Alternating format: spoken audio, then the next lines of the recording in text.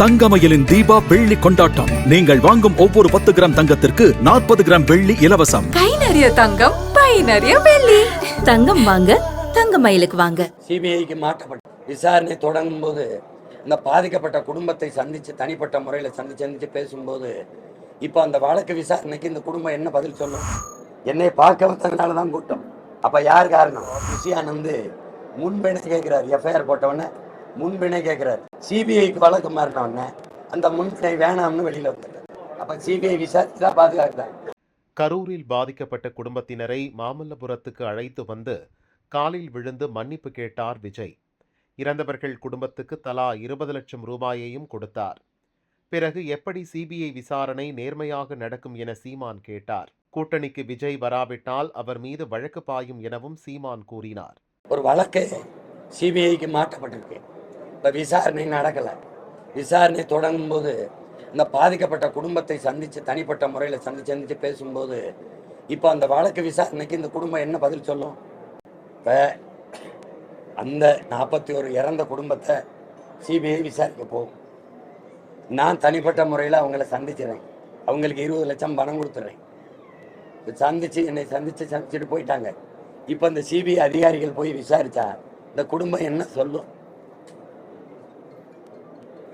அதெல்லாம் ஒன்றும் இல்லைங்க, போயிட்டு போதுங்க, என் பையன் கேட்டாங்க. இது என்ன மாதிரி விசாரணையா இருக்கும்? நான் வரலைன்னா கூட்டம் இல்லை, என்னை பார்க்க வந்ததுனால தான் கூட்டம். அப்ப யார் காரணம்?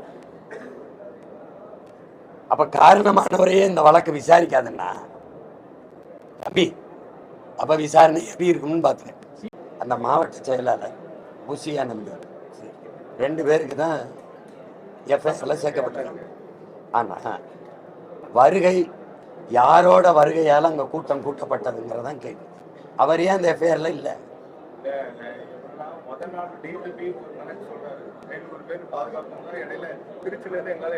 அது அப்புறம் அது நீங்க சொல்லக்கூடாது, சிபிஐ விசாரிச்சு சொல்லணும். சிபிஐ விசாரிச்சு சொல்லணும், நீங்க சொல்லக்கூடாது. சிபிஐ விசாரிக்குதுல்ல, விசாரிச்சு சொல்லணும். இப்போ புசியானந்து முன்பிணை கேட்கிறார். எஃப்ஐஆர் போட்டவொடனே முன்பிணை கேட்கிறார், ஆன்டிசிபேட்டட் கேட்கிறார். சிபிஐக்கு வழக்கு மாறினவொடனே அந்த முன்பிணை வேணாம்னு வெளியில வந்துட்டார். அப்ப சிபிஐ விசாரிச்சு தான் பாதுகாக்கிறார். நீங்க கடைசியா பாப்பீங்க. சிபிஐக்கு நீங்க அந்த வழக்கை கொண்டு போறத, விஜயையும் ஆதவர்ஜுனா வெளியில வச்சிருக்கிறத, கூட்டணிக்கு வரலைன்னா மறுபடியும் ஃபேர் பண்ணும். நீங்க வேணா எழுதி வைங்க. வரல அப்படின்னா என்ன ட்ரம்போட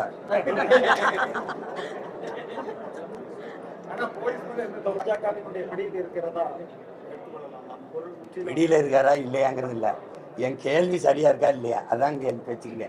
நான் கேட்கிற கேள்விக்கு உங்ககிட்ட பதில் இருக்கா? தம்பி விஜய் அங்க வந்ததுனால தானே கூட்டம். அந்த கூட்டத்துல அவரை பார்க்க வந்த நெரிசல்ல தானே மக்கள் சிக்கி உயிரிழக்கிறாங்க. அப்ப அந்த கூட்டத்துக்கும் அவருக்கும் சம்பந்தம் இருக்கா இல்லையா? இருக்கா இல்லையா? நான் கேட்கறது இந்த குற்றத்துல இவருக்கு பொறுப்பு இருக்கா இல்லையா, சம்பந்தம் இருக்கா இல்லையா? அதான் அவர்கிட்ட போய் கேளுங்க, ஐயா ஸ்டாலின் கேளுங்க.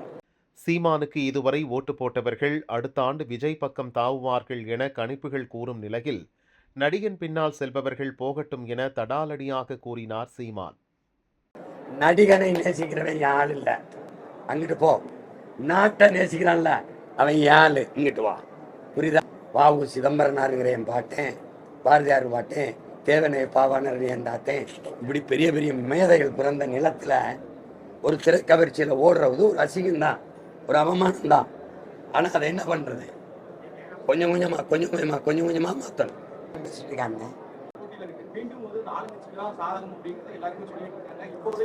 அது சும்மா தம்பி, அதுக்கு சாதகமா வரும் பாதகமா இதெல்லாம் சும்மா சொல்லுவாங்க. மக்கள் மனநிலையில மாறுதல் வந்ததுன்னா எந்த கொம்பாதி கொம்பனா இருந்தாலும் வீழ்த்துவாங்க. என் மக்களுக்கு ஒரு நல்ல அரசியல் நல்ல ஆட்சி உருவாகணுங்கிற எண்ணம் உருவாகிருச்சுன்னா மாறுதல்